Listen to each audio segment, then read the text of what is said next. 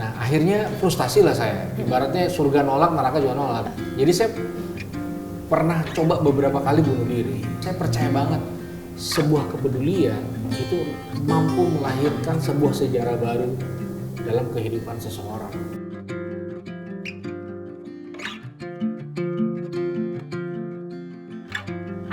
Berjumpa lagi dengan saya Anastasia Pradita dalam program One Day With. Ayah adalah sosok panutan bagi seorang anak. Dan ayah juga menjadi support system bagi seorang anak.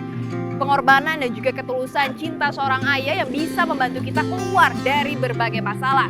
Seperti halnya sosok Putra, legenda sepak bola Indonesia yang berhasil keluar dari masa kelamnya karena pengorbanan dan cinta seorang ayah. Dan kini ia sudah bisa banyak berkarya dan menginspirasi banyak orang di luar sana. Lalu seperti apa kisah dan juga perjuangannya? Inilah One Day with Gary Pati Nasarani.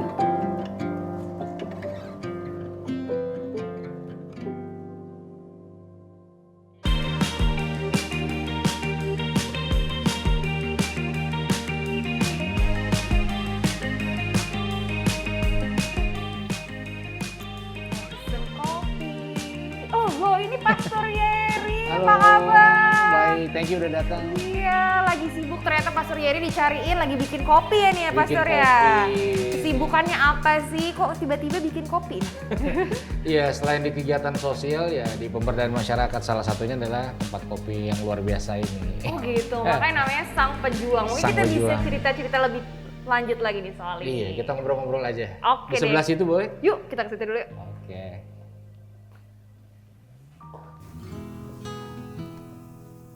Oke, kita udah duduk di sebuah coffee shop namanya Sang Pejuang. Oleh karena itu hari ini kita bakal ngobrol dengan seorang pejuang yang sudah berjuang untuk hidupnya sendiri dan juga buat orang banyak. Ada di sini Pendeta Yeri. Halo Pastor, apa kabar? Halo, kabar baik. Thank you Iya. sudah datang. Senang banget ketemu sama pendeta gaul, anak muda gitu ya, masih semangat banget dan penampilannya nggak biasa. Biasanya kalau pendeta kan kita ngeliat seperti apa ya? Holy people banget kelihatannya. Kalau ini kan kelihatannya seperti anak band nih. Anak band. Iya, kayak barista, pas banget belakangnya ada alat-alat band. Iya. Terus boleh kita ke Jember nggak di sini ya? Boleh. Oke, banyak yang nggak nyangka sih perjalanan hidup seseorang itu hanya Tuhan yang tahu gitu ya. Termasuk perjalanan dari Pastor Yeri. Kalau misalkan kita lihat di media udah banyak nih ceritanya. Dulu tuh sempat jatuh ke lembah narkoba, lembah kelam begitu ya. Boleh nggak sih flashback lagi? Cerita awalnya gimana sih? Ya, nggak pernah kepikir ya. Siapa sih yang punya cita-cita jadi pecandu narkoba? Jadi waktu pulang sekolah tuh kelas 1 SMP. Jajan seperti anak-anak yang lainnya jajan.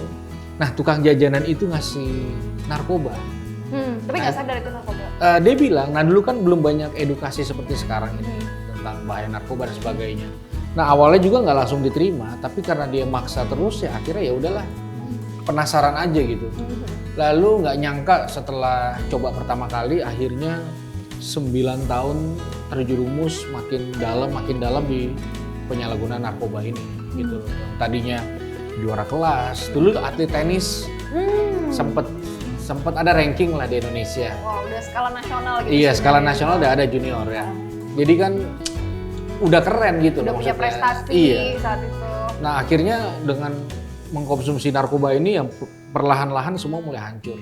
Akhirnya semua benar-benar terjerumus. Parahnya tuh 2 kali akhirnya dikeluarin waktu SMP gara-gara narkoba. SMA 8 kali. 8 kali 8 kali dikeluarin. dikeluarin dari sekolah Iya. DO. Iya, jadi nggak bisa lagi sekolah di Jakarta, kan saya domisili Jakarta. Pindah ke Banjarmasin sama dikeluarin lagi, pindah Cirebon sama dikeluarin lagi.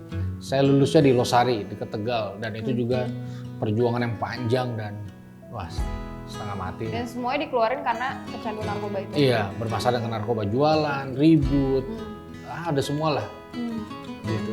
Dan pada saat itu gimana kondisi keluarga, support, mereka shock atau gimana? Awalnya mereka nggak tahu ya, awalnya nggak tahu. Nah sampai satu ketika saya udah dikejar banyak hutang, saya udah dikejar polisi, ya kan. Terus udah banyak barang-barang saya juga udah saya jual. Nah satu kali saya ngomong sama papa saya almarhum, terus saya kasih tahu kondisinya saya udah pakai. Saya bilang saya pakai putau untuk heroin.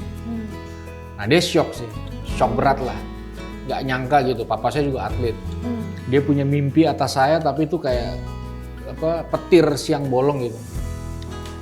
papa saya itu berusaha mensupport. Nah disitulah awal petualangan saya dengan narkoba plus dengan keluarga yang cukup panjang juga sih. Nah ada satu peristiwa yang sebenarnya paling dalam sih. Jadi saya dituduh maling. Memang mau maling waktu itu, cuma ada yang duluan gitu. Ada yang duluan. Ada yang duluan. Jadi kayak ya? Iya, jadi kayak saya yang digebukin lah. Jadi saya di masa 30-an orang. Itu pas apa SMA? SMA.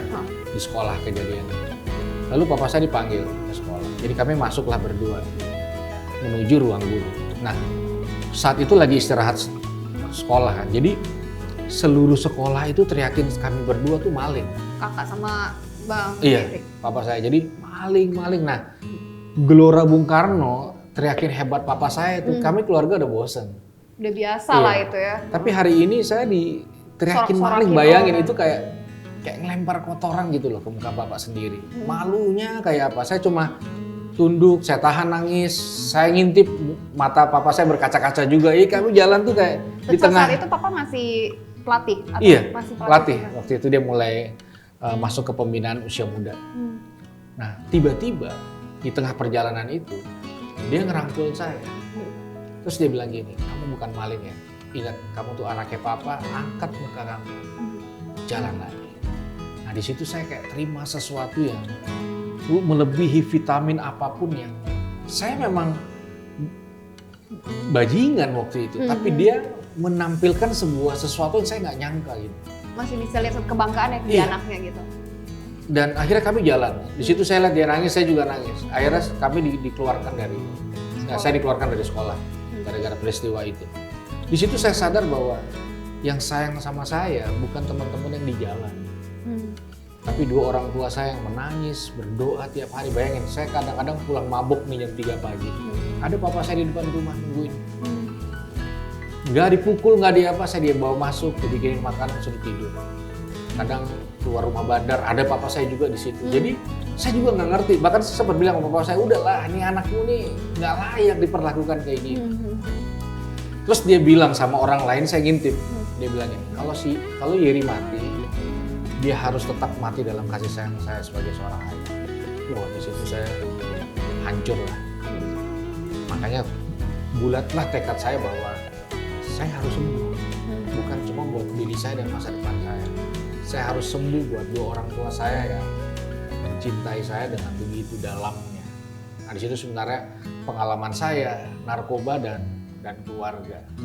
Dan akhirnya 20 tahun yang lalu, keringatnya, air matanya, semuanya terjawab. Berhentilah saya. Gak lama kakak saya juga berhenti. Saya tahu, saya punya masa depan. Selain karena faktor Tuhan. Karena saya tahu bahwa saya tidak ditinggalkan oleh dua orang tua dan keluarga saya. Nah itu yang membuat saya menemukan yang lebih hebat dari narkoba itu sendiri. Gitu. Gak banyak orang yang sadari, jadi keluarga itu sesuatu cinta kasih yang lebih kuat daripada narkoba itu sendiri. Itu yang baru dapetin 20 tahun setelah itu ya. Betul. Dan perjuangan ayah ya, maksudnya mau bertahan untuk seorang anak yang sebenarnya sudah hilang harapan itu luar biasa sih. Betul. Baru sebentar ngobrol aja udah tersentuh lah ya. Luar biasa sih, jangan apa yang terjadi sama kita tuh berhenti di kita aja ya. Betul. Tapi juga bisa ke orang-orang lain, jangan sampai bahkan kecebur hal yang sama. Betul sekali. Perjuangannya luar biasa loh. Tapi ngomongin perjuangan, sang pejuang Coffee and Chill ini merupakan salah satu sebenarnya apa ya, base campnya juga ya, ngebantu teman-teman yang mungkin sulit dapat pekerjaan karena dulunya mantan narkoba gitu ya. Di sini kan dirintis oleh sahabat saya, Sony. Yang memang jadi gini, buat kami nih perjuangan itu adalah pencapaian. Perjuangan adalah pencapaian. Karena orang kan gila hasil. Iya. Orientasi ke hasil. Kalau kami orientasi ke perjuangan. Lebih ke journey-nya. Iya, hasilnya bagaimana relatif lah. Karena nggak semua orang dapat kesempatan yang sama. Jadi makanya yang dijadikan core utamanya adalah perjuangan itu sendiri. Ada nama sang pejuang di mana ya berdarah-darah boleh lah, tapi jangan berhenti berjuang. Takut nggak apa-apa, jatuh juga nggak apa-apa, gagal juga nggak apa-apa. Tapi bukan berarti kita nggak bisa rubah apa yang ada di depan kita. Yang penting semangat perjuangan tuh masih ada di kita.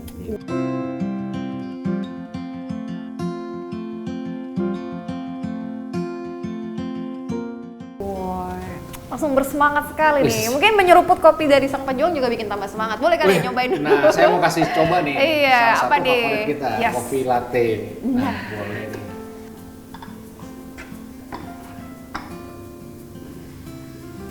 Sambil nyeruput-nyeruput Silakan. kopinya. Silakan coba. Ada satu lagi belum? Hmm.